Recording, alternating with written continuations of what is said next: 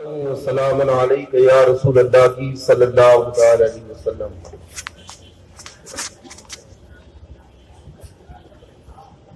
علم کا بیان یعنی مشکوٰۃ شریف میں کتاب العلم چل رہا ہے۔ بہت ساری حدیثیں آپ نے سماعت کی۔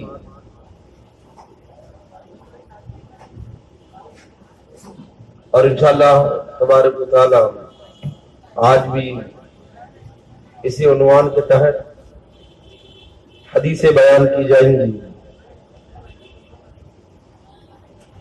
حضرت جریر رضی اللہ تعالیٰ عنہ سے روایت ہے، وہ کہتے ہیں کہ کنا فی صدر النہاری عند رسول اللہ صلی اللہ علیہ وسلم فجاءہ قوم عراة المحتى مجتاب النمار ابی العبائی متقدر السیوف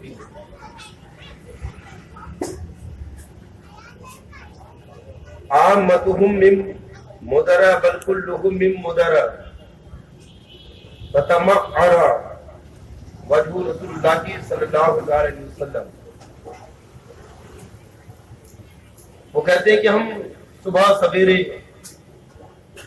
رسول پاک صلی اللہ علیہ وسلم کے پاس حاضر تھے کہ آپ کی خدمت میں ایک قوم آئی جو برہنہ اور کمبل پوش تھی، یعنی کچھ لوگوں کے بدن پہ کپڑے تھے، کچھ تو برہنہ تھے، کپڑے نہیں تھے، کچھ کمبل اڑ کر، یعنی کمبل بھی اڑے ہیں تو اندر کپڑے نہیں۔ ان کی غریبی بتانا مقصد۔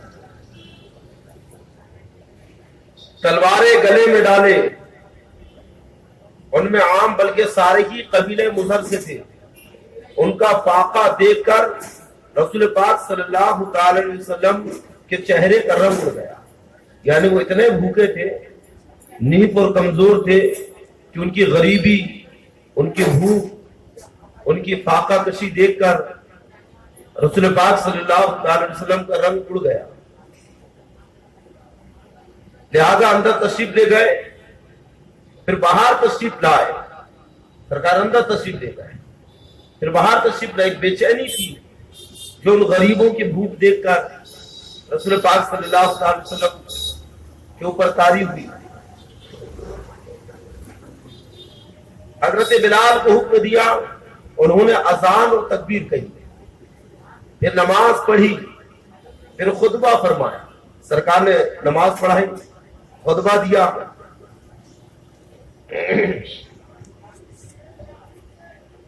اور ارشاد فرمائے کہ اے لوگوں اپنے رب سے ڈرو۔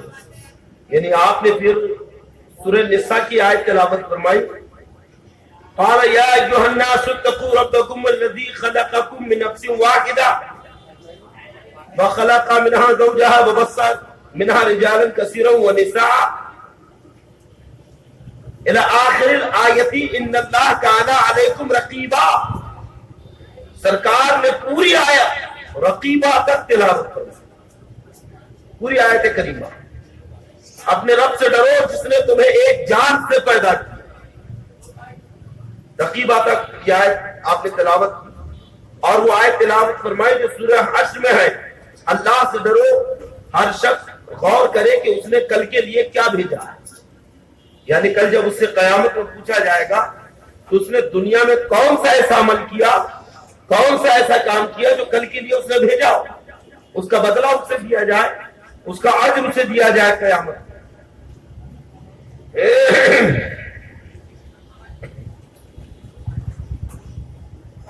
انسان اپنے دینار و درہم، اپنے کپڑے، گندم، جو کہ سامے سے خیرات کرے، حتیٰ کہ فرمایا کھجور کی کھا پی صحیح۔ اس سرکار نے کہا کہ دیکھو یہ کتنے محتاج ہیں، کتنے غریب ہیں قبیلے مضر کے لوگ، لہذا جاؤ اپنے درہم و دینار میں سے، کپڑے لتے میں سے، جو اور اناج میں سے جو کچھ بھی ہو سکے، کھجور وغیرہ سب اللہ کی راہ میں تم قربان کرو۔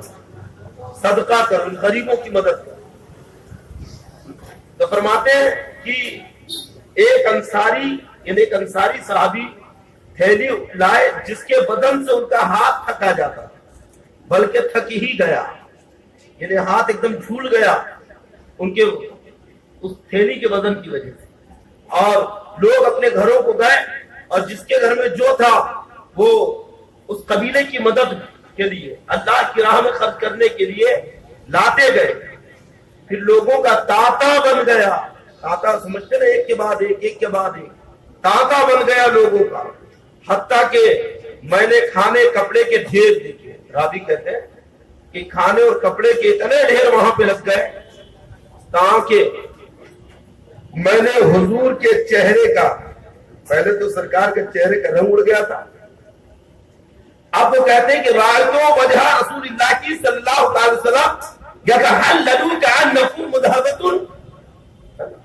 وہ کہتے ہیں کہ پھر میں نے دیکھا کہ سرکار دو عالم صلی اللہ علیہ وسلم کا چہرے انور چمک رہا ہے گویا کہ سونے کی ڈنڈی، جیسے دھوپ میں سونا چمکتا ہے ایسے کی غریب مسلمانوں کی مدد کی بنیاد پر، غریبوں کی مدد کی بنیاد پر آقا فرماتے ہیں، ہے نا، راوی کہتے ہیں کہ سرکار کا چہرہ چمکنے لگا سونے کی طرح. تب رسول پاک صلی اللہ علیہ وسلم نے فرمایا جو اسلام میں اچھا طریقہ ایجاد کرے اسے اپنے عمل اور ان کے عملوں کا ثواب ہے، اور جو اس پر کاربند ہو کوئی اچھا طریقہ اور ان کا ثواب کم ہوئے بغیر، اور جو اسلام میں برا طریقہ ایجاد کرے اس پر اپنی بدعملی کا گناہ اور ان کی بدعملیوں کا جو اس کے بعد ان پر کاربند ہو، اس کے بغیر کہ ان کے گناہوں سے کچھ کم ہو. یہاں پہ محدثین کہتے ہیں کہ یہ حدیث پاک بدعت حسنہ اور بدعت سیئہ کی دلیل ہے. اچھی بدعت اور بری بدعت، کیونکہ جو ہر چیز کو بدعت کہتے ہیں، ہر کام کو بدعت، وہ تو اسے مانتے ہی نہیں ہے. یہاں پہ نئی سنتوں کو ایجاد کرنے کی بات نہیں ہے، یعنی نئی سنتوں کو جو سنتیں لوگ چھوڑ چکے ہیں، بھلا دیے ہیں، اسے زندہ کرنے کی بات نہیں ہے، بلکہ نئی بات جو اچھی چیز دین میں ہو. اور جو ہر بدعت کو گمراہی کہتے ہیں، جبکہ وہ بھی جانتے ہیں کہ دین میں بہت ساری، جیسے علم فقہ یہ خود بدعت ہے، علم حدیث، اصول تفسیر، یہ سب کیا ہے؟ یہ مدارس، یہ باقاعدہ مدرسوں میں تعلیم کا انتظام، یہ حدیثوں کی کتابیں چھاپنا، یہ پوری حدیثوں کو ایک جگہ جمع کرنا، یہ کلام مجید کو جو جمع کیا گیا یہ سب بدعت ہی تو ہے، لیکن اچھی بدعت ہے. آئی بات سمجھ گئے؟ اسے بدعت حسنہ کہتے ہیں جو اس حدیث پاک سے ثابت. حضرت عبداللہ ابن مسعود رضی اللہ تعالی عنہ سے روایت ہے، وہ فرماتے ہیں کہ رسول پاک صلی اللہ علیہ وسلم نے فرمایا کہ کوئی ظالم ہے نا، کوئی ظلمن قتل نہیں کیا جاتا مگر اس کے خون ناحق میں حضرت آدم کے پہلے فرزند کا حصہ ضرور ہوتا ہے.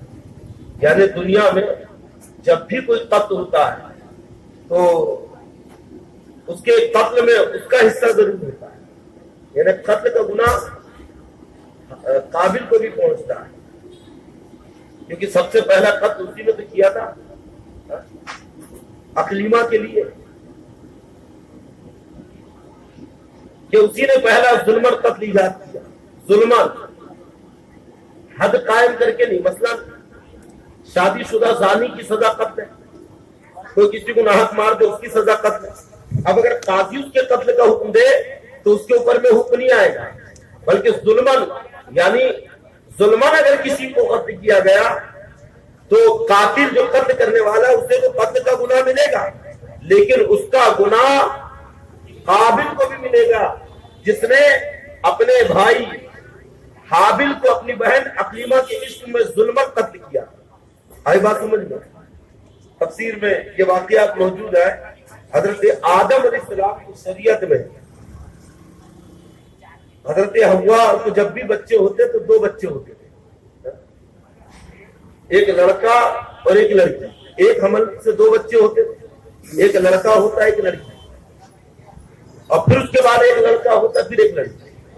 تو جو پہلے حمل سے لڑکا تو دوسرے حمل کی لڑکی سے اس کا نکاح ہوتا. آگے بات سنیں، دوسرے حمل کا لڑکا ہے تو پہلے حمل کی لڑکی سے اس کا نکاح.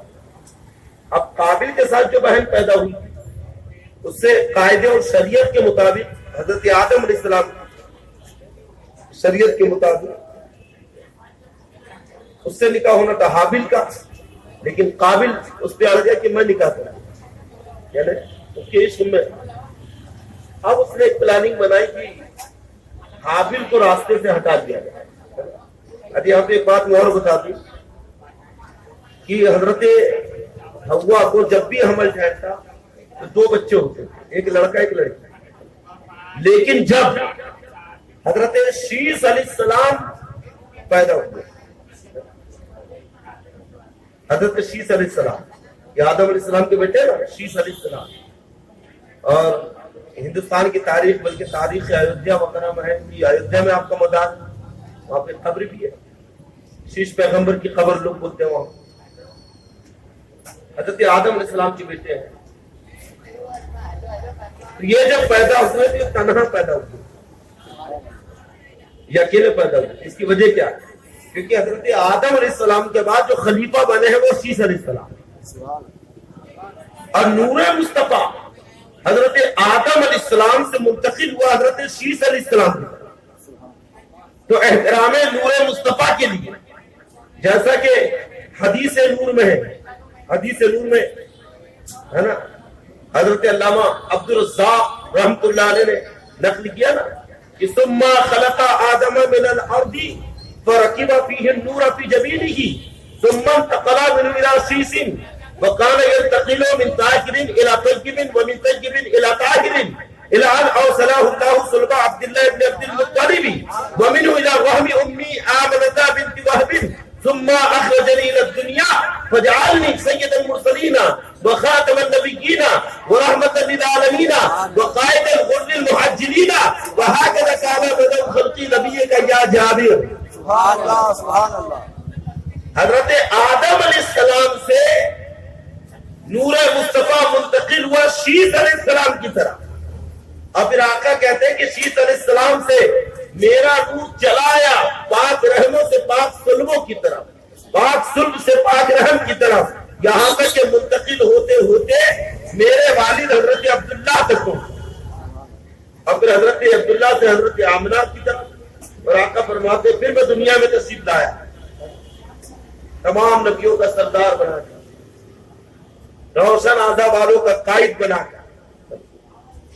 تو سرکار کی تعظیم اور احترام کے لیے شیس علیہ السلام تنہا پیدا ہوا، اور اس سے پہلے ایک لڑکا ایک لڑکی پیدا ہوئی. تو قابل نے حابل کو قتل کر دیا، اور یہ دنیا کا پہلا مرڈر تھا، پہلا، کیونکہ اس سے پہلے کبھی کسی نے کسی کو قتل نہیں کیا. کئی دن سے فراق میں تھا کہ حابل کو راستے سے کیسے ہٹاؤں. اور یہ بھی مسلمہ حقیقت ہے کہ دنیا کا پہلا فساد، پہلا جھگڑا، پہلا قتل عورت کے لیے ہوتا ہے. آئی بات سمجھ گیا؟ جو اس میں دماغ کھپاتے رہتے اور کسی چکر میں پڑے رہتے وہ ضرور نقصان تھا. تو حابل ایک درخت کے نیچے آرام کر رہے تھے، قابل نے پتھر اٹھایا اور ان کو مار دیا. اچھا وہ ہلاک ہو گیا، انتقال ہو گیا، تو قابل ان کی لاش لے کے گھوم رہا. حضرت آدم علیہ السلام نہیں تھے، وہ کسی وجہ سے باہر گئے ہوئے تھے آدم علیہ السلام، اور موقع مل گیا قابل کو قتل کر دیا.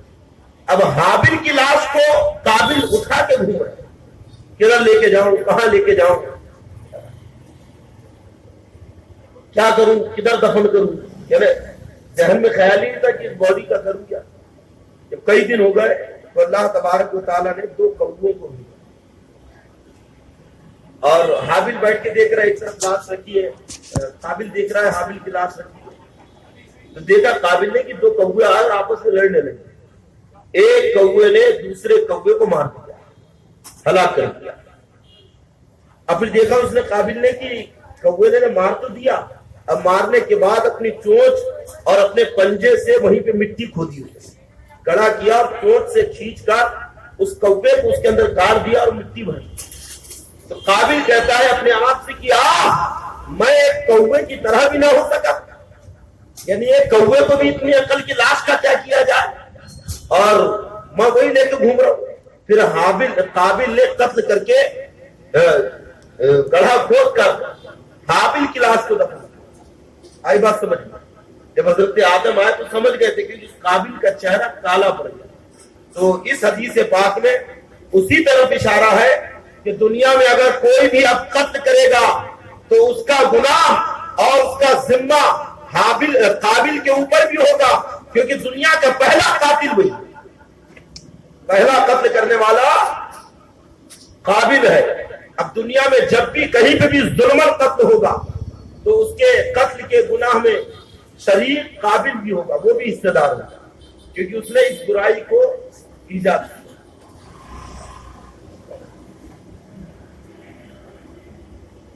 حضرت ابو درداء حضرت کثیر ابن قیس فرماتے ہیں کہ میں حضرت ابو درداء کے ساتھ دمشق کی مسجد میں بیٹھا تھا کہ آپ کے پاس ایک آدمی آیا اور بولا کہ اے ابو درداء. حضرت ابو درداء یہ صحابی رسول ہے اور ان سے کئی روایتیں ہیں. ایک ان کا واقعہ نام آگے تو بتا دوں گا آپ کو. حیات الحیوان میں علامہ کمال الدین دمیری رحمۃ اللہ علیہ نے نقل کیا ہے کہ ایک مرتبہ حضرت ابو درداء رضی اللہ تعالیٰ عنہ کی باندھی آپ سے کہتی ہے کہ اے ابو درداء آپ انسان معلوم نہیں ہوتے. کہا کیوں؟ کہا آپ جن سے انسان میں سے نہیں, مجھے کوئی جنات معلوم ہے. کہا وجہ کیا ہے؟ کہا میں روز 40 دن سے آپ کو زہر قاتل دے رہی ہوں, روز 40 دن. اتنا خطرناک زہر کی آدمی زبان پہ رکھے تو ہلاک ہو جائے, لیکن آپ 40 دن سے مسلسل وہ زہر کھا رہے ہیں لیکن آپ کو کچھ نہیں ہو رہا ہے. اس لیے میں نے یہ فیصلہ کیا کہ آپ آدمی نہیں آدمی ہوتے تو ہلاک ہو جائے, آپ جنات وغیرہ میں سے جس پہ زہر اثر نہیں کرتا. تو حضرت ابو درداء رضی اللہ تعالیٰ عنہ نے کہا کہ مجھ پر زہر کیسے اثر کرے گا جبکہ میں روز صبح 3 مرتبہ اور ہر روز شام کو 3 مرتبہ یہ دعا پڑھتا ہوں. پھر آپ نے دعا پڑھی بسم اللہ کی الذی لا یضر مع اسمہ شیء فی الارض ولا فی السماء وهو السمیع العلیم. اب فرماتے ہیں جو روز اس دعا کو صبح 3 مرتبہ پڑھ لے تو شام تک ہر بلا مصیبت دشمنوں سے موذی جانوروں سے زہر کے اثرات سے محفوظ رہے گا, اور جو شام کو پڑھ لے تو صبح تک محفوظ رہے گا. اتنا آسان نسخہ ہے. اور دعا تو مومن کا ہتھیار ہے, دعا سے بڑھیا کوئی کوچ نہیں ہے, دعا سے بڑھ کر کوئی حفاظت کا سامان نہیں ہے. روز صبح 3 مرتبہ پڑھ لیجئے. اگر کوئی دھوکے سے زہر بھی دے دے, چھپ کر آپ کو مارنا بھی چاہے تو نہ بندوق کی گولی اثر کرے انشاءاللہ, اور نہ زہر کی پڑیا اثر کرے. آئی بات سمجھ؟ تو عادت بنا لے روز صبح اور شام 3 مرتبہ یہ دعا پڑھیں گے انشاءاللہ. تو حضرت ابو درداء کے پاس وہ شخص آئے اور وہ کہتے ہیں کہ انی جیتک من مدینۃ رسول اللہ کی من مدینۃ رسول اللہ کی صلی اللہ تعالی وسلم, ہے نا. وہ کہتے ہیں کہ میں آپ کے پاس میں نبی کے شہر مدینے سے آ رہا ہوں. انی جیتک یعنی میں آپ کے پاس سرکار کے شہر مدینہ سے آ رہا ہوں. دمشق, مدینے سے دمشق کا راستہ 1 مہینے کی مسافت ہے. اتنا لمبا سفر کر, اور کیوں آیا؟ انک تحدثه عن رسول اللہ صلی اللہ علیہ وسلم. وہ کہتے ہیں کہ میں آپ کے پاس اس لیے آیا کہ آپ سرکار کی ایک حدیث روایت کرتے ہیں, تو میں سرکار کی وہ حدیث سننے کے لیے آپ کی بارگاہ میں آیا, سرکار کی اس حدیث کی سماعت کے لیے آپ کے پاس آیا. اور پھر فرماتے ہیں کہ اس کے سوا اور کسی کام کے لیے نہیں آیا, نہ دمشق گھومنے آیا ہوں, نہ دمشق تجارت کے لیے آیا ہوں, نہ دمشق کا سفر کسی اور کام کے لیے کیا. اس حدیث سے ان کی تردید ہوتی ہے جو کہتے ہیں کہ سوائے 3 مسجدوں کے کسی طرف سفر کرنا جائز نہیں, بیت اللہ کی طرف, مسجد نبی کی طرف, بیت المقدس کی طرف. 3 مسجدوں کے علاوہ اب اس حدیث میں کہہ رہے ہیں کہ میں حدیث سننے کے لیے سفر کروں. جو یہ کہتے ہیں کہ 3 مسجدوں کے علاوہ کہیں سفر جائز نہیں. اگر انہیں دیکھا جائے تو وہ خود ہی گھومنے پھرنے کے لیے کبھی فارن کا سفر کر رہے ہیں, کبھی جاپان کا سفر کر رہے ہیں, کبھی تجارت کا سفر کر رہے ہیں, ہے کہ نہیں؟ اب کیسے جائز ہوا؟ اگر کوئی سنی مسلمان اجمیر کا سفر کر لے, بغداد کا سفر کر لے, تو کہتے ہیں کہ بھائی 3 سفر کے علاوہ کوئی سفر جائز نہیں. تو پھر تم کہاں سے اتنے سفر کر رہے ہو؟ آئی بات سمجھ. اور پھر بزرگوں کی زیارت کے کا سفر کرنا, یہ تو حدیث سے ثابت ہے کہ حضرت بلال حبشی دمشق سے سفر کر کے بارگاہ رسالت میں پہنچے جب سرکار نے خواب میں بشارت. وہ کہتے ہیں کہ میں اس کے سوا اور کوئی کام سے نہیں آیا.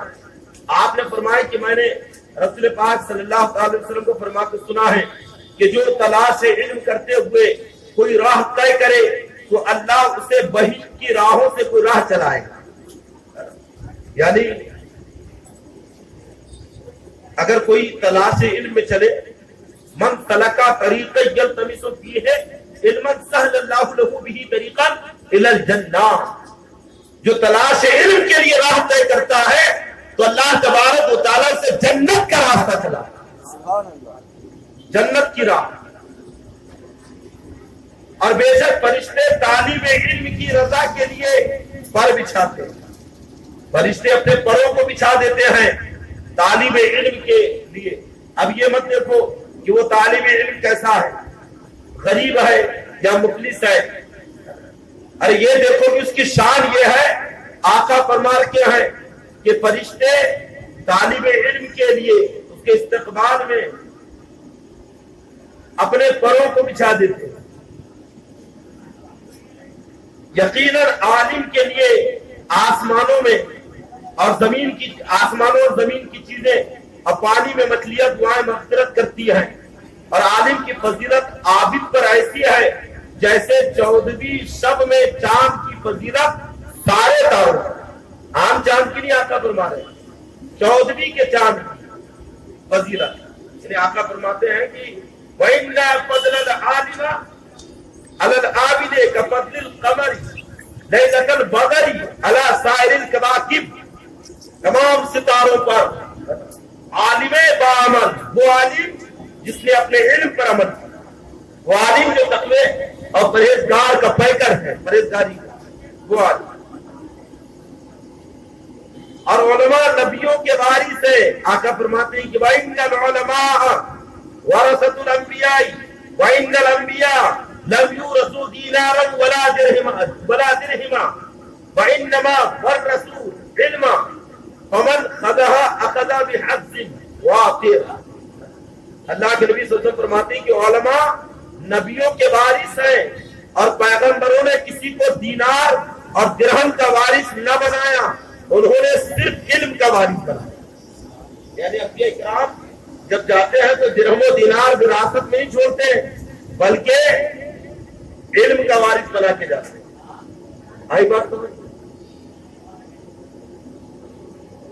اپنے علم کا وارث بناتے ہیں. اور آقا فرماتے ہیں کہ تو جس نے علم اختیار کیا اس نے پورا حصہ دیا. جسے علم مل گیا نبیوں کی وراثت, ارے کوئی معمولی چیز تھوڑی ہے. اللہ تبارک و تعالیٰ نے نبیوں کو جو علم عطا فرمایا, ورنہ نبیوں کی جائیداد جو ہوتی ہے وہ تقسیم نہیں ہوتی. اس لیے تو سرکار کا باغ فدق بھی وراثت میں تقسیم نہیں ہوا بلکہ وقف ہو گیا محتاجوں کے لیے, صدقہ ہو گیا وہ غریبوں کے لیے.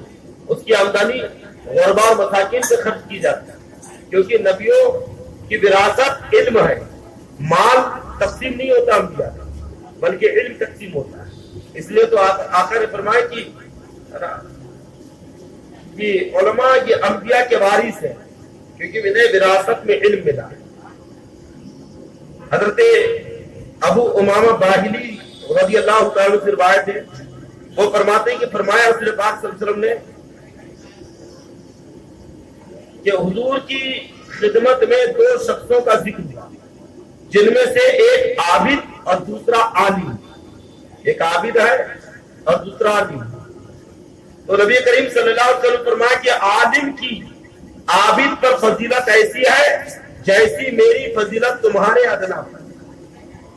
جیسے تم میں ادنا جو ہے اس پر میری فضیلت ہے آقا فرما رہے ہیں، ایسی ایک عالم کی ایک عابد پر، عبادت گزار تو ہے لیکن علم نہیں سیکھا.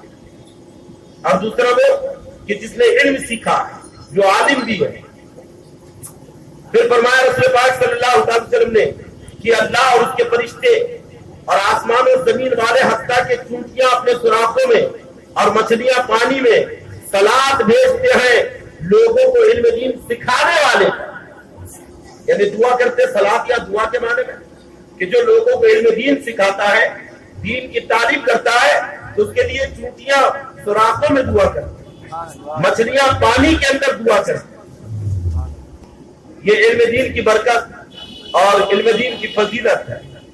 حضرت ابو سعید خدری رضی اللہ تعالی عنہ سے روایت ہے، قال رسول اللہ صلی اللہ تعالی علیہ وسلم ان الناس لكم تبع وان رجالا ياتوا لكم من اقطار الارض يتفقهون في الدين فاذا اتوكم فاستوا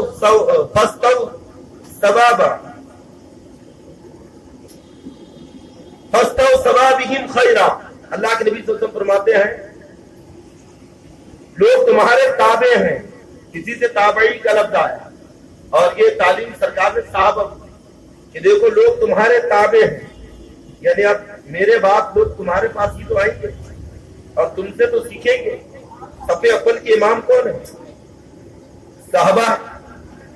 اور سب تمہارے تابع ہیں اور بہت لوگ اطراف زمین سے تمہارے پاس دینی فقہ سیکھنے آئیں گے. آقا نے فرمایا کہ میرے صحابہ اطراف دنیا سے کونے کونے سے لوگ دین اور شریعت سمجھنے اور سیکھنے کے لیے تمہارے پاس آئیں گے. جب وہ آئے تو انہیں بھلائی کی وصیت کرو، یعنی جب وہ آئے تو انہیں بھلائی سکھاؤ. آپ دیکھیے کہ آج جتنی بھی حدیثیں ہم تک پہنچی ہے، قرآن ہم تک پہنچا ہے، جو روایتیں پہنچی ہے، یہ کس کے ذریعے؟ صحابہ کے ذریعے. صحابہ کا تو حصہ ہے اور الحمدللہ ہم صحابہ والے بھی ہیں اور اہل بیت والے بھی. آقا فرماتے اصحابی کالنجوم فبأیہم اقتدیتم اہتدیتم کہ میرے تمام صحابہ ستاروں کی مانند ہے، ان میں سے کسی ایک کی پیروی کرو راہ پا جاؤ گے. کلہم عدول، تمام کے تمام صحابہ عادل ہیں، پرہیزگار ہیں، متقی ہیں، اور تمام صحابہ کا ایمان اتنا مضبوط ہے، اتنا اونچا ہے کہ بڑے سے بڑا قطب، بڑے سے بڑا ابدال، اپنے وقت کا غوث صحابہ کے ادنا درجے کو نہیں پہنچ سکتا. یہ ہے مقام صحابہ، اور اتنا عظیم مقام کہ جو صرف اور صرف دیدار مصطفیٰ سے ملتا ہے. کیونکہ آدمی نماز پڑھے نمازی ہو جائے گا، صحابی نہیں ہوگا. روزہ رکھے روزدار ہوگا لیکن صحابی نہیں ہوگا. زکات دیتا رہے سخی ہوگا لیکن صحابی نہیں ہوگا. حج کر کے آ جائے حاجی تو ہو جائے گا لیکن صحابی نہیں ہوگا. تو پتہ چلا کتنی عبادت کرے، کتنی حج کر لے، کتنا صدقہ خیرات کرے، وہ عبادت گزار عابد و ذاکر تو ہو سکتا ہے لیکن صحابی نہیں ہو سکتا. کیونکہ منصبہ صحابیت وہ عظیم منصب ہے جو صرف مصطفیٰ جان رحمت کی ایک جھلک عطا کرتی ہے. سبحان اللہ. سرکار کا ایک جلوہ ایمان کے ساتھ اگر کسی کی نگاہ میں اتر جائے وہ منصب صحابیت میں فائز ہو جاتا ہے. آئی بات سمجھ میں؟ اب اندازہ لگائیں کہ دیدار مصطفیٰ کتنا عظیم مقام ہے کہ جس رتبے پر، جس مقام پر نماز نہ پہنچائے، جس مقام پر روزے نہ پہنچائے، جس مقام پہ آدمی کو حج اور صدقہ خیرات نہ پہنچائے، اس مقام پر نبی کا ایک جلوہ پہنچا دیتا ہے، اس مقام پر نبی کا ایک دیدار پہنچا دیتا ہے. اسی کو کہتے ہیں صحابی، جس نے ایمان کی حالت میں نبی کو دیکھا ہے اور ایمان کی حالت میں کی اس کی وفات ہوئی ہے، وہی منصب صحابیت سے فائد ہے. اور آقا فرما رہے ہیں میرے تمام صحابہ عابد ہیں، تمام صحابہ پرہیزگار ہیں، اور آقا فرماتے ہیں کہ میرے تمام صحابہ ہدایت پر ہیں بلکہ ہدایت دینے والے ہیں. ہدایت کی منزلوں تک پہنچانے والے ہیں. کسی ایک صحابی کا بھی دامن تھام لو, آقا فرماتے ہیں تم راہ پا جاؤ گے, ہدایت کی منزل کے ہمکنار ہو جاؤ گے, اللہ کا قرب اور اللہ کی رضا تمہیں مل جائے گی. آئی بات سمجھ؟ یہ مقام صحابہ کا, وہ عظمت والے کہ جن کے اوپر سرکار کو فخر ہے. اور بلکہ آپ بخاری شریف, ترمذی شریف اور دیگر احادیث کی کتاب میں دیکھیں, اس صحابہ اکرام کی کے فضائل کے اوپر حدیثیں موجود ہیں. آقا نے فرمایا کہ میرے صحابہ کو تکلیف نہ دو. جو لوگ کہتے ہیں کہ کچھ ہی صحابی معاذ اللہ ایمان پر باقی اسلام سے پھر گئے, ثم معاذ اللہ, کتنی بری بات انہوں نے کہی, جبکہ اللہ فرما رہے کہ اللہ ان سے راضی ہے, وہ اللہ سے راضی ہے. اللہ تمام صحابیوں سے خوش ہے, اور آقا فرما رہے میرا ہر ایک صحابی ہدایت کی منزل کے اوپر فائز ہے, لہذا ان کی پیروی کرو, ان سے محبت کرو, ان کی اتباع کرو. اور کیوں نہ ہو, کیونکہ صحابہ وہ ہے جنہوں نے اپنا سب کچھ نبی کی محبت میں قربان کر, اپنا گھر بار جو مصطفیٰ نے طلب کیا وہ سب راہ خدا میں صحابہ نے قربان کر. یہاں تک کہ جو مہاجرین ہیں انہوں نے تو اپنے باغات, اپنی زمین جائیداد, اپنی آل و اولاد, مال و متاع سب کچھ چھوڑ دیا. فقط ایک لباس بدن کے اوپر ہے, راتوں رات خاموشی سے نکل کے مدینے کی طرف ہجرت کر رہے ہیں. مدینہ مکہ آپ نے جو محبوب صحابہ کا جو وطن تھا وہ چھوڑ دیا نبی کی محبت. تو بتائیے جنہوں نے نبی کی محبت میں اتنی قربانیاں دیا ہے تو کیا ان کا مقام کم ہوگا؟ بلکہ ان کا مقام تو اتنا اونچا ہے کہ آقا فرماتے ہیں کہ کسی ایک صحابی کی بھی پیروی کر لو تمہیں ہدایت پا جائے. اور الحمدللہ آج جتنے بھی ہمارے عقائد ہیں, جتنے بھی ہمارے مراسم اور معمولات ہیں, یہ تمام کے تمام صحابہ کی عقائد کی روشنی ہے. آج ہم جو نبی سے محبت کرتے ہیں, جو عقیدہ نبی کے لیے رکھتے ہیں, وہ تمام عقائد ہمیں صحابہ سے تو ملے کہ نہیں. جیسے ایک عقیدہ ہمارا کہ سرکار مختار عطا کرتے ہیں نا, دیتے ہیں, تقسیم کرتے ہیں. اعلیٰ حضرت فرماتے وہ تو اتنا دیتے ہیں کہ مانگیں گے مانگے جائیں گے, منہ مانگی پائیں گے. سرکار میں نہ لا ہے نہ حاجت اگر کی ہے.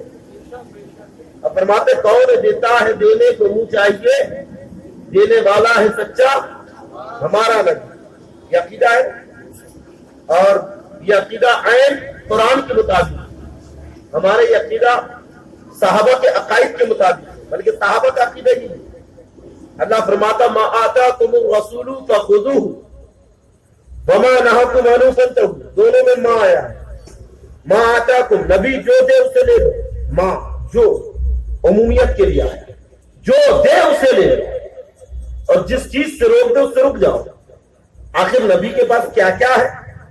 اللہ جو کہہ رہا ہے جو دے دے لے لو, اور جس چیز سے روک دے رک جاؤ. تو ایسا کتنا اختیار دے دیا. انا اعطیناک الکوثر, تو پھر انا اعطیناک الکوثر پڑھیے, نبی کا اختیار معلوم ہو جائے گا, نبی کی قدرت, نبی کا قبضہ معلوم ہو جائے گا. وہ تو اتنا عطا کرتے ہیں اور ایسے دیتے ہیں. حضرت ابو ہریرہ رضی اللہ تعالیٰ عنہ کہتے ہیں کہ مجھے بھوک لگی اور میں بھوکا تھا. خیر کسی سے مانگنے نہیں دے, لیکن سوال کرنا جائز نہیں ہے. مانگنا جائز ہے کیا؟ ہاں جائز نہیں ہے, حرام ہے بھیک مانگنا, جب تک کہ سخت ضرورت نہ پڑے.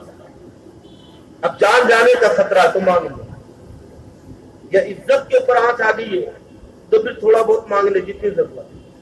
اس کے علاوہ بھیک مانگنا جائز نہیں ہے اسلام میں. حضرت ابو ہریرہ کی خیرت گوارا نہیں کر رہی کہ مانگ لو, لیکن بھوک ایسی ہے. اب بتاؤ کہ جو ایسے عذر میں بھی نہ مانگے, یہ تقویٰ ہی تو ہے آپ کا. جبکہ شریعت ابھی اجازت دے رہی کہ مانگ لو, لیکن آپ نہیں مانگ رہے, کسی کے سامنے ہاتھ نہیں پھیلا. حضرت ابو ہریرہ رضی اللہ تعالیٰ عنہ کھڑے ہو گئے. کیا دیکھتے ہیں کہ سیدنا ابو بکر صدیق رضی اللہ تعالیٰ عنہ تشریف لا رہے ہیں. حضرت ابو ہریرہ خوش ہوئے کہ میں ابو بکر صدیق کو سلام کروں گا, وہ جواب دیں گے. اب پوچھیں گے اگر مجھ سے کہ ابو ہریرہ کیا حال ہے, تو میں جلدی سے کہہ دوں گا بہت بھوکا ہوں. تو پھر کچھ نہیں کہنا ہے, باقی کا کام وہ خود کر دیں. حضرت سیدنا ابو بکر صدیق رضی اللہ تعالیٰ عنہ تشریف لائے. حضرت ابو ہریرہ کہتے ہیں کہ میں نے سلام کیا, انہوں نے جواب دیا, اور پھر کہتے ہیں حضرت ابو ہریرہ تو جلدی میں تھے, ٹھہرے نہیں, آگے نکل گئے. میں مایوس ہو گیا کہ یا اللہ یہ تو آگے چلے گئے, خیریت پوچھتے تو اپنی بھوک بیان کر دیتا. اب انہیں روک کر کہنا بھی اچھا نہیں کہ ابو بکر کچھ کھلا دو, مجھے بھوک نہیں. کہتے ہیں وہ سوچ ہی رہا تھا کہ ادھر سے حضرت عمر آتے ہوئے نظر آئے. کہ جب عمر آئے تو اب تو میری طبیعت اور مچل گئی کہ چلو عمر آ رکھے ہیں, انہی سے میں کچھ مانگوں. حضرت عمر آئے, سلام کیا حضرت ابو ہریرہ. کہتے ہیں کہ حضرت عمر نے جواب دیا, وہ بھی جلدی میں سے آگے نکل گئے, ٹھہرے نہیں اور نہ کوئی مجھ سے سوال کیا ہوگا. کہتے ہیں اگر سوال کرتے تو یقیناً میں ذکر کر دیتا کہ مجھے بہت بھوک لگی. حضرت ابو ہریرہ کہتے ہیں کہ میں مایوس ہو گیا اور بھوک کی شدت بھی ہے. اتنے میں کیا دیکھتا ہوں کہ ایک جانب سے انی سے بے کسا, غریبوں کے غمخوار, سبحان اللہ سبحان اللہ, محتاجوں کے مددگار, نبی مختار, سبحان اللہ سبحان رحمت کائنات, فخر عالم صلی اللہ تعالی علیہ وسلم تشریف لائے. سبحان اللہ سبحان حضرت ابو ہریرہ کہتے ہیں جیسی نگاہ مصطفیٰ پہ, چہرے مصطفیٰ پہ نگاہ پڑی ہے تو میرا دل خوشی سے جھوم اٹھا, اور دل نے کہا کہ اے ابو ہریرہ اب فکر کرنے کی ضرورت نہیں ہے, اب غم کرنے کی ضرورت نہیں ہے, کیونکہ یہ وہ آرکے ہیں جنہیں کہنے کی ضرورت نہیں. سبحان اللہ, یہ وہ آرکے ہیں جن سے مانگنے کی ضرورت نہیں, کیونکہ سخی اسے کہتے ہیں جو مانگنے کے بعد دیتا ہے, لیکن یہ تو جذبات ہے, یہ تو جود و کرم کرتے ہیں. اعلیٰ حضرت فرماتے ہیں وہ کیا جود و کرم ہے, شہ بدہا تیرا نہیں سنتا ہی نہیں, مانگنے والا تیرا. ابو ہریرہ کے وہ ہے کہ ان کی بارگاہ میں سائل کبھی نہ نہیں سنتا ہے, نہیں سنتا ہے, ہمیشہ ہاں سنتا ہے. تو گویا اب ان سے کہنے کی ضرورت نہیں ہے. ابو ہریرہ رضی اللہ تعالیٰ عنہ کہتے ہیں کہ جیسے کہ قریب آئے میں نے سلام کیا, میرے آقا نے جواب دیا اور کچھ نہیں کہا, سیدھے میرا ہاتھ پکڑا اور مسجد نبوی شریف کی طرف تشریف لے گئے. سبحان اللہ, کہ ایک گوشے میں بیٹھ گئے, ابھی بیٹھے ہی تھے کہ ایک صاحب ایک پیالے میں دودھ لے کر آ گئے. سبحان اللہ, حضرت ابو ہریرہ کہتے ہیں سرکار نے پیالہ دیا اور میرا دل کہہ رہا ہے کہ بس آقا مجھ سے کہیں گے کہ ابو ہریرہ لو اور پیو, اور میں پی کر اپنی بھوک مٹا دوں. لیکن سرکار نے کہا کہ ابو ہریرہ یہ پیالہ لو, اور وہیں پہ صفہ چبوترا جس پہ اصحاب صفہ بیٹھا کرتے, تو کہا انہیں پلاؤ. حضرت ابو ہریرہ کہتے ہیں کہ میں تو سوچ رہا تھا سرکار مجھ سے کہے گی کہ ابو ہریرہ پیو, لیکن آقا نے پیالہ مجھے دیا, کہا ابو ہریرہ پلاؤ. فرماتے میں نے پیالہ لیا اور ایک ایک کو پلانے لگا, ایک کو پلایا, پھر آقا کی طرف دیکھا کہ شاید مجھے اجازت دے دے پینے کی, لیکن سرکار نے اشارہ کیا دوسرے کو پلاؤ, انہیں پلایا. تو پھر میں نے دیکھا کہ شاید آقا اشارہ کر دے, لیکن گویا آقا کہہ رہے تیسروں کو پلاؤ.